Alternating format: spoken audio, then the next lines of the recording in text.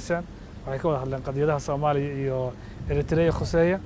qadiyadahaas waxaa laf dhabar u ahaa in la soo hadal qaado xiriirka labada shacbi ka dhaxeeya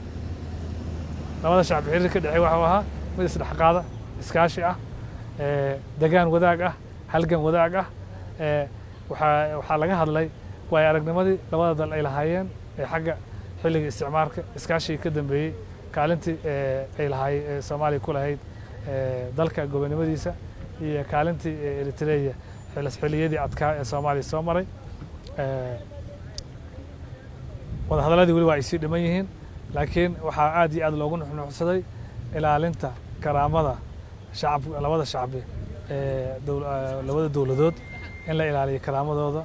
in mawaaqifta taariikhiga ah ee geesinimada ah ee labada dal ay ka qaataan qadiyadaha dawliga iyo heer gobolba